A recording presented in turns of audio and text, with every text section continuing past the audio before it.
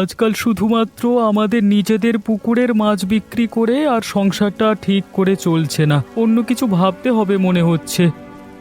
তাহলে ভাবো না, ভাবতে তো হবেই। এক জায়গায় বসে থাকলে তো আর চলে না।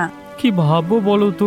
শুধু এতটুকু বুঝতে পারছি যে আমাদের পুকুরের সীমিত মাছ বিক্রি করে এই গ্রামের সব থেকে বড় লোক হয়ে ওঠা সম্ভব নয় গো। তাহলে নিজের ভরসায় থাকছো কেন শুধু? আমি তো অনেকদিন ধরে একটা কথা ভেবে রেখেছি, শুধু তোমাকে বলা হয়নি। কি কথা বলো তো? আমাদের পুকুরের উপর গ্রামের মধ্যে সব থেকে বড় পুকুর আছে গোপাল দাদের কাছে। হ্যাঁ, তা তো আছেই, কিন্তু তা নিয়ে আমরা কি করব? একটু মাথার বুদ্ধিটা কাজে লাগাও, তাহলেই বুঝতে পারবে। হ্যাঁ, বুঝতে পারবো, বলো তো। আরে ছলে বলে কৌশলে যে করেই হোক, ওই পুকুরটা যদি আমরা অধিকার করতে পারি তাহলেই তো খেলা শেষ। তাহলে কি বলছো যে ওই পুকুরটা হাতিয়ে নিয়ে ওখানেও আমরা মাছ চাষ করব? হ্যাঁ, প্রথমে আমরা কিছু বলবো না, টাকার লোভ দেখিয়ে পুকুরটা কবজা করে নেব, তারপর ওদেরকে সরিয়ে দিয়ে পুরো মুনাফা আমরা করব। আহ, আজকে যা বুদ্ধি দিলে না গিন্নি! এই হালকা বৃষ্টি ঠান্ডা আবহাওয়ায় ঘুমটা ভালো হবে, ওটাই করা হবে। তুমিও ঘুমাও, আমিও ঘুমাই।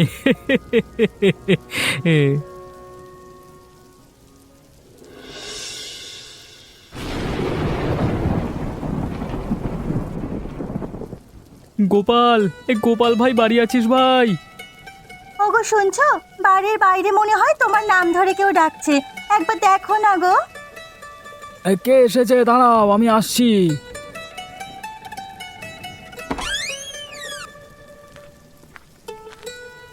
আরে রতন ভাই, এসেছিস? আয়, বল বল, ভেতরে আয়। হ্যাঁ হ্যাঁ, চল ভেতরে গিয়ে একটু কথা আছে তোদের সাথে।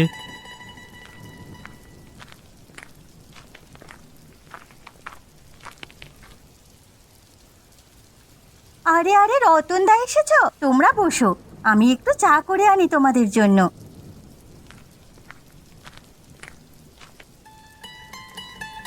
প্রস্তাবটা হচ্ছে যে তোদের অত বড় পুকুরটা তো এমনি এমনি পড়ে আছে, আর জানিস তো আমার মাছের ব্যবসা, আমাকে পুকুরটা জমা দে, আমি তোকে ভালো টাকা দেব।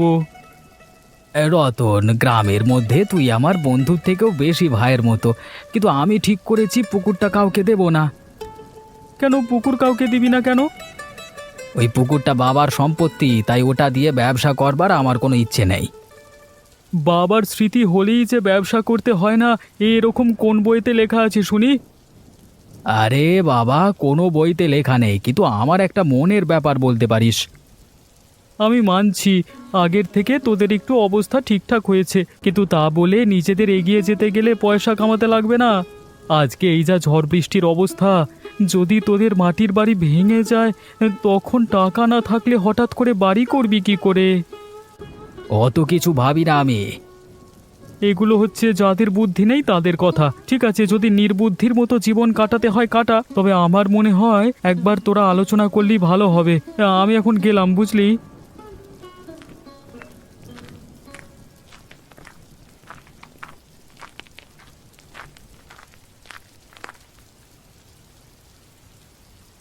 কি গো, রতন দা কোথায় গেল? চলে গেল, পরে তোমাকে সব বলছি।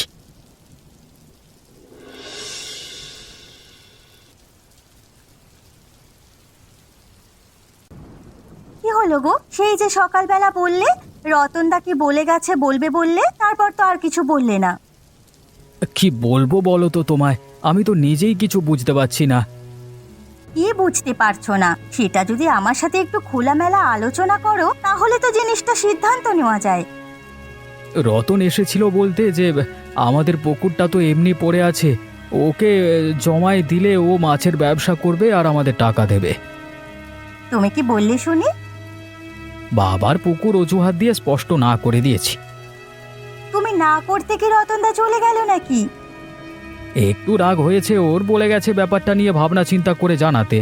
এখন বুঝতে পারছি না যে কি করা উচিত, তুমি কিছু বলো। দেখো, আমাদের সংসার খরচের টাকা জোগাড় হয়ে গেলেও কিছু টাকা তো হাতে থাকা দরকার বিপদ আপদের জন্য।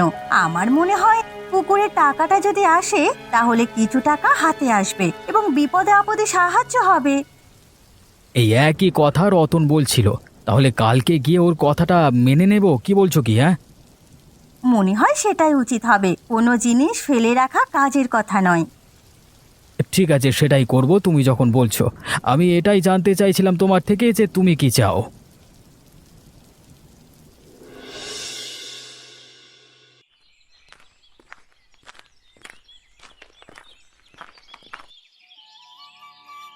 রতন ভাই, এলাম তোমার কাছে। আরে উঠে এসো গোপালদা, দাওয়াই উঠে এসো। তুমি আমার পর নাকি আবার? হ্যাঁ, এই নাও, আমার পাশে চেয়ারটায় বসো। এবার বলো দাদা, কি বলবে? কিছু সিদ্ধান্ত বদলালো তোমার? বলছিলাম, ব্যাপারটা নিয়ে তোর বৌদির সাথে আমি আলোচনা করলাম। তুই যেটা বলছিলিস তোর বৌদিও সেই কথাই বলল। জানতাম সেই কথাই বলবে। আমি কি তোকে কোনোদিন খারাপ বুদ্ধি দেবো? এটা হতে পারে? যদিও এই বুদ্ধি দিয়ে আমি তোর সর্বনাশ করব খুব তাড়াতাড়ি, সেটা তুই দেখে রাখ। কিন্তু বলছি, পরে কোনো আমাদের সমস্যা হবে না তো? দাদা, তুমি কি আমাকে বিশ্বাস করো না? তুমি কি ভাবছো তোমাকে আমি ঠকিয়ে বড়লোক হয়ে যাব? না মানে ঠিক সেটা না। এ, এ, আরে মানে দেখো দাদা, তোমার বিশ্বাস অর্জনের জন্য আমি কাগজ নিয়ে এসেছি। এই কাগজে সই করে দাও। এটা সরকারি কাগজ, এখানে লেখা আছে আমি তোমাকে টাকা দেব আর তুমি তার বিনিময়ে আমাকে পুকুর দেবে। আমার কথার কোনো নড়চড় যদি হয় তাহলে আমার শাস্তি হবে। এই নাও, সই করে দাও এখানে। ঠিক আছে, কি করতে হবে বলো আমাকে। এখানে একটা সই করে দাও। এবারে বিশ্বাস হয়েছে তো আমাকে? বিশ্বাসের প্রশ্ন নয়, তোকে তো আমি বিশ্বাস করি, কিন্তু আর কোনো কিন্তু নয়। এবারে আমাদের বন্ধুত্বটা ব্যবসায়ী সম্পর্কে গড়ে উঠবে, আরো ভালো হবে। কাগজটা না দেখে সই করে ভুল করলি গোপাল। আমি যে সূচ হয়ে ঢুকে তোর জীবনটা কিভাবে ফাল হয়ে বের করে দেবো সেটা বুঝতে পারবি, হ্যাঁ, খুব তাড়াতাড়ি। ঠিক আছে ভাই, আমি তাহলে আসি। ঠিক আছে, আজকে তোর বৌদি নেই, অন্য একদিন তোকে মিষ্টি খাওয়াবো। বেশ বেশ।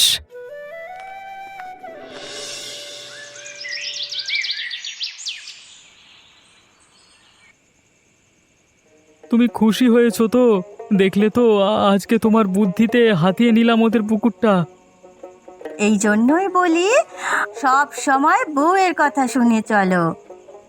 এটাই তো করেছি, তবে তবে আমার একটা কথা শোনো। কি কথা? একজনের পুকুর অধিকার করতে পেরেছো বলেই আনন্দে নাচার কিছু হয়নি। আমাদের ব্যবসা আরো বাড়িয়ে যেতে হবে। কিভাবে কিভাবে? গ্রামের যত ছোট বড় পুকুর আছে সব দখল করতে হবে আমাদের। তারপর আমরা হয়ে উঠব গ্রামের সমস্ত পুকুরের একচ্ছত্র মালিক। কারো হাতে কোনো পুকুর থাকবে না, আর সেই সব পুকুরে আমরা মাছ চাষ করব। একদিন থেকে মাছ বিক্রি করে পয়সা হবে অন্য দিক থেকে। যেহেতু পুকুরগুলোর মালিক আমরা হব, তাই ওগুলোর ব্যবহার করতে গেলে আমাদেরকেই টাকা দিতে হবে। তার মানে আমরা সব জায়গাতে এভাবেই সূচ হয়ে ঢুকে ভালো হয়ে মালিক হয়ে উঠবো? এক জায়গায় আটকে থাকলে হবে না, আমাদের খুব তাড়াতাড়ি বড়লোক হয়ে উঠতে হবে।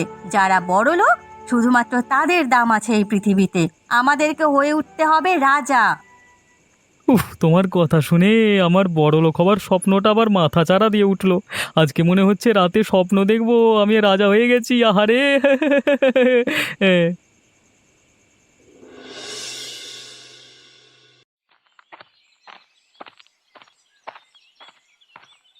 আরে ও গোপালদা, দাঁড়াও দাঁড়াও, কোথায় যাচ্ছো? আরে আমরা তো গ্রামের মানুষ ভাই, গ্রামের রাস্তায় তো আমরা ঘুরে বেড়াবো। কিন্তু তুমি বলো, তুমি কি এমন মনে করে এলে এতদিন পর গ্রামে? এলাম তোমাদের সাথে, অনেকদিন দেখা হয়নি বলে। তারপর গ্রাম ছেড়ে শহরে গিয়ে সব ভালো চলছে তো? হ্যাঁ হ্যাঁ, ভালোই চলছে। তা তোমাদের কি খবর? আমাদের আর কি জীবন ভাই, জীবনে একদিক দিয়ে জোড়াতালি দিলে অন্য দিক ফেটে যায়। এরকম করে বলছো কেন? কিছু হয়েছে নাকি? হাজারটা কষ্টের মধ্য দিয়ে আমাদের গ্রামের মানুষদের জীবন যায় ভাই। কদিন একটু ঠিকঠাক চলছিল, তার মধ্যে বৃষ্টি এসে গেল। এবার পুরো বৃষ্টিতে আমাদের সমস্যা যাবে। তবে একটা সুরাহা হয়েছে যে আমাদের পুকুরটা রতনকে ভাগ করে দিয়েছি। তুমি রতনদাকে পুকুর ভাগে দিয়েছো? এই মাথা ব্যথা খারাপ হয়ে গেছে নাকি তোমার? হ্যাঁ, কেন বলতো ভাই, এরকম কেন বলছিস? তুমি জানো না রতনদা কিরকম মানুষ? ওর বউ কিরকম মানুষ তুমি জানো না? হ্যাঁ জানি, কিন্তু কি সব কাগজে সই করিয়ে নিল, তাই মানে ও তো আমার ছোটবেলার বন্ধু। আরে ওসব সই টই অনেক দেখেছি আমি জীবনে, আর বন্ধুই প্রথমে বন্ধুর পেটে ছুরি ঢোকায়। শোনো একটা কথা বলি, আগে যত তাড়াতাড়ি সম্ভব ওর থেকে টাকা নেবে, তারপর অন্য কথা। যেভাবে তুই আমাকে বললি ভাই, তাতে তো আমার চিন্তা বেড়ে গেল। ঠিক আছে, তোর কথা মনে রাখবো।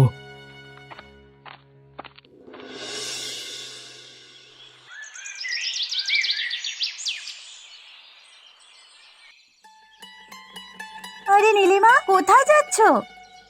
যাচ্ছিলাম পুকুরের দিকে। আমাদের ওদিকে যাচ্ছিলে নাকি? হ্যাঁ, তোমাদের পুকুরেই যাচ্ছিলাম, দেখতে যাচ্ছিলাম সব ঠিকঠাক ছাড়লো কিনা। তোমাকে একটা কথা বলার ছিল। কি কথা বলো? যা বলবে তাড়াতাড়ি বলো, ওদিকে না হলে কাজ গন্ডগোল হয়ে যাবে সব।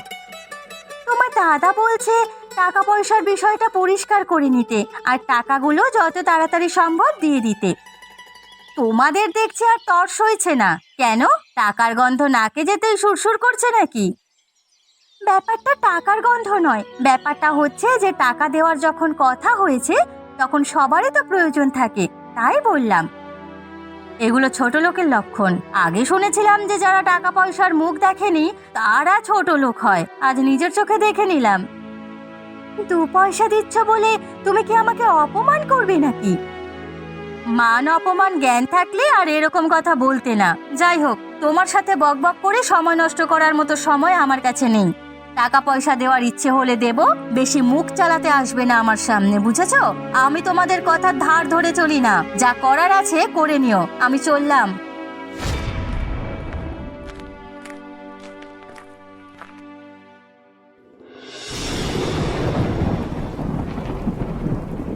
গোপালদা, তোমার অতিথি হয়ে গেলাম গো। আরে উঠে এসো ভাই, উঠে এসো। বৃষ্টির মধ্যে উঠোনে দাঁড়িয়ে আছো কেন? এই দেখো কে এসেছে।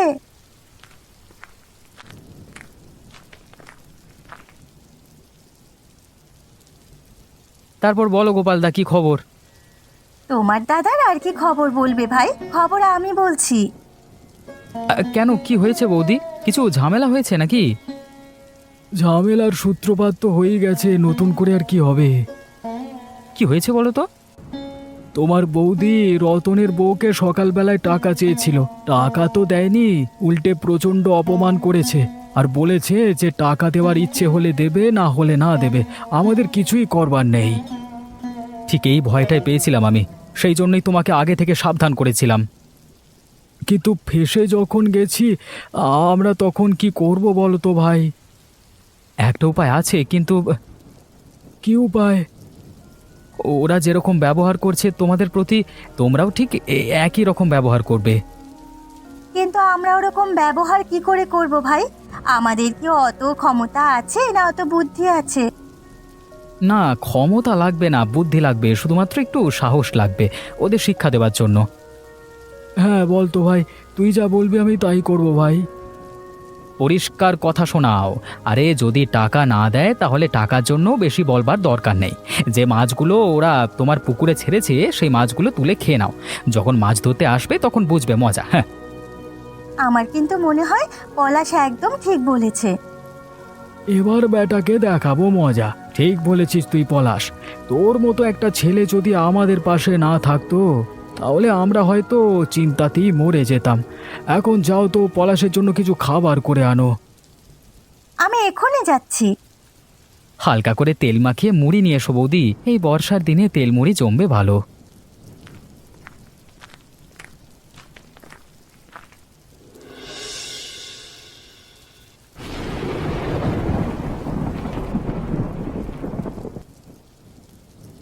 তুমি নাক ডাকিয়ে ঘুমাচ্ছ, এদিকে যে হারে বৃষ্টি হচ্ছে তাতে আমাদের সব ভেসে যাবে তো। তাই নাকি? আমি তো কিছুই বুঝতে পারিনি। বুঝবে কি করে? সারাদিন আমাকে জ্ঞান দিয়ে এখন নিজের কোনো খেয়াল নেই। সত্যি খুব বৃষ্টি যেরকম ভাবে হচ্ছে তাতে তো আমাদের সব মাছ ভেসে যাবে। যদি একবার ভেসে যায়। একবার ভেবে দেখেছো যদি গোপালদের পুকুরটা আজকে ডুবে যায় তাহলে কি হবে? সর্বনাশ হয়ে যাবে। এমনকি আমাদের নিজেদের পুকুরেরও অবস্থা ভালো নয়, পরের মাটি বেশি নেই। কালকে সকালে উঠে কিছু একটা ব্যবস্থা করতেই হবে, না হলে। আজ রাতে মনে হচ্ছে চিন্তায় আর ঘুম হবে না গো। আমারও ভয়ানক চিন্তা হচ্ছে, সব না শেষ হয়ে যায় এক ধাক্কায়।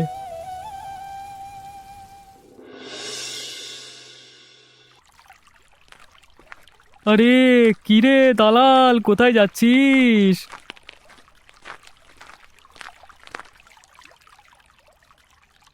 কি বললি আমাকে? কেন, শুনতে কষ্ট হলো? আরে পলাশের দালাল তুই, আজকাল দেখছি বড্ড একসাথে ঘুরছিস, বাড়িতে ডেকে খাতির করে গল্প করছিস। তাতে তোর কি সমস্যা হয়েছে শুনি? ওর বুদ্ধিতে শুনলাম তোর বউ আমার বউয়ের থেকে টাকা চেয়েছে। কেন, ভুল কিছু করেছে নাকি? টাকা দেওয়ার কথা ছিল, দিসনি তাই চেয়েছে। এই টাকা দেবো না, কি করবি তুই? কিছু ক্ষমতা আছে তোর? তোর এই পলাশকে বলে দিস যে আমার ইচ্ছায় আমি টাকা দেবো না, ওর কি করার ক্ষমতা আছে আমি দেখে নেব। দেখ ভাই, বন্ধু হিসেবে তোকে বিশ্বাস করেছিলাম, কিন্তু এই কাজটা তুই ঠিক করছিস না। কে কি ঠিক করছে, কে কি ভুল করছে সেটা দেখবার দায়িত্ব কি তোর? ভাই তুই এখন ভুলে যা যে ওই পুকুরটা তোর ছিল, ওটা এখন আমার সম্পত্তি, আর ওটার সমস্ত অধিকার এখন আমার। কিন্তু তুই যে কাগজে সই করিয়েছিলিস, মূর্খ, ওটা কাগজটা তুই পড়ে দেখেছিলিস? ওখানে পরিষ্কার করে লেখা ছিল যে তুই নিজের ইচ্ছায় তোর পুকুরটা আমার নামে দান করে দিচ্ছিস, ঠিক আছে, মাছ চাষের জন্য। ঠিক আছে, স্বার্থপর, তোর কোনোদিন ভালো হবে না বলে দিলাম। তুই বলবার কে রে আমার ভালো হবে কি হবে না? আগে নিজের ভালোটা দেখ কি করে হয়। হ্যাঁ, তো আমাকেও তুই চিনিস না, বন্ধু হিসাবে বন্ধুর পেটে যে ছুরিটা মারলি তার জবাব আমি দেবো, তুইও সাবধানে থাক। আরে যা যা পলাশের দালাল, যা, ওর পাঁচ আর তুই আর তোর বউ মিলে, ও ছাড়া তোদের কোনো তো গতি নেই, যত সব। হ্যাঁ, শকুনেরা ভাগার ছেড়ে যেতে পারবে না আমি জানি, আর সেটার উদাহরণ তুই। এবার দেখ কার জিত হয়।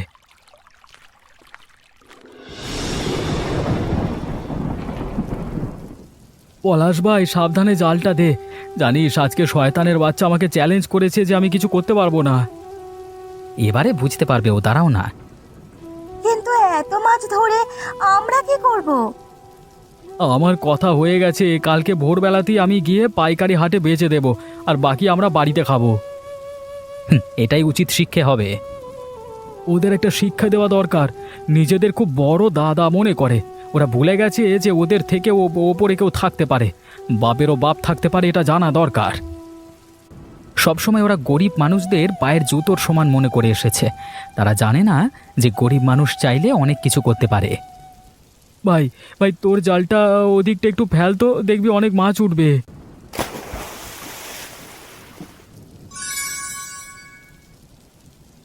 ওগো দেখো, কত মাছ উঠেছে। এগুলো বিক্রি করলে সত্যি আমাদের সমস্যার সমাধান হয়ে যাবে। ওপরওয়ালা যখন দেন তখন ভালো করেই দেন লতা, তুমি ভরসা রাখো তার উপরে। আমি সত্যি ভাবতে পারিনি আমাদের পুকুরে কখনো এত মাছ হতে পারে। এটাও তো ভাবতে পারোনি যে পুকুরটা অন্য কেউ অধিকার করে নিতে পারে আমাদের ভুল বুঝিয়ে। যে করেই হোক তোমাদের দুঃখের দিন কেটে গেল, বুঝলে? এবারে শয়তানদের দুঃখের দিন শুরু হবে। পলাশ, তুই মাছগুলো তাড়াতাড়ি তুলে আন, আমি এক্ষুনি বাজারের পথে রওনা দেবো ভাই। আর দিন দুয়েকের মতো মাছ লতা তুমি রেখে দেবে, আমরা খাবো। আর পলাশ, তুই এখন থেকে আমাদের বাড়িতেই খাবি। হ্যাঁ হ্যাঁ, সে আর বলতে, ওই লোভী শয়তানদের বাড়ির মাছ খাবার সৌভাগ্য হয়েছে তোমাদের কপাল গুনে, তা সে কি আর ছেড়ে দেওয়া যায়? হ্যাঁ,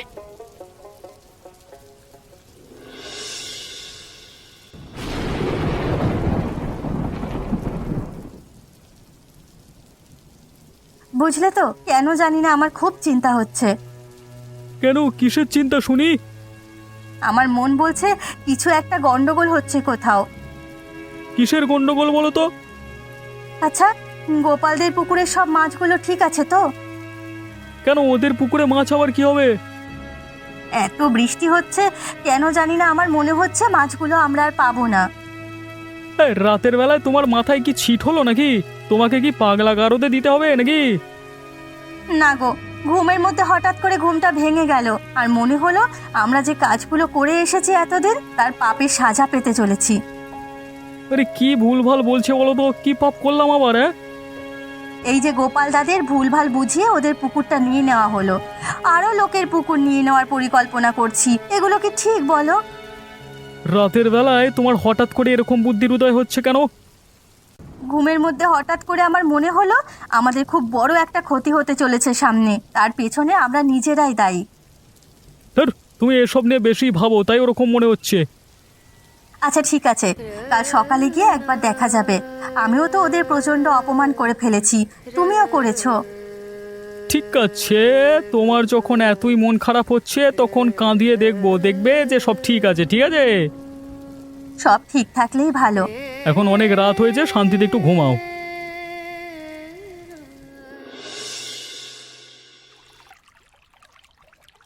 দেখো, আমি বলেছিলাম পুকুরে একটা মাছও নেই, সব মাছ গেল কোথায়? সত্যি তো, একটাও তো মাছ নেই, সব মাছগুলো আমাদের কোথায় গেল?